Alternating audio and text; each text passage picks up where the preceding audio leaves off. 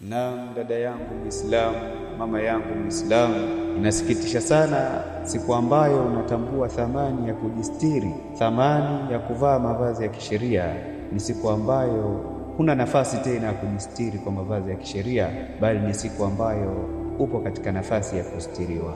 Ikafikia hatua kina dada wengi wa Kiislamu wakaona kuwa kutokutembea na mavazi ya kisheria, kutembea uchi ni fashion. Wakaona kuwa kumwasi Allah wa kutokutembea na stara zao ni fashion, mpaka inafikia hatua mwanadada ya Kiislamu siku anaveshwa stara kamili ya mwili mzima ni ile siku ambayo anakufa, anaveshwa sanda yake, lakini kipindi cha maisha yake alikuwa yeye na stara hana habari. Huyo atamjibu nini Allah subhanahu wa ta'ala? Kwa sababu jambo la kujistiri, la kuvaa stara kwa mwanamama wa Kiislamu ni jambo la lazima na wala sio khiari. Hivyo mwanadada, kuwa makini usije ukastiriwa kwa stara kamili siku ya kufa kwako, ili hali wewe kipindi cha maisha yako haukutambua umuhimu na uwajibu wa stara hiyo. Allah subhanahu wa ta'ala waongoze kina dada wa Kiislamu ambao wameingia katika mtihani huu, mtihani ambao wallahi ni mtihani mkubwa sana kwa yule ambaye anajua thamani na umuhimu wa stara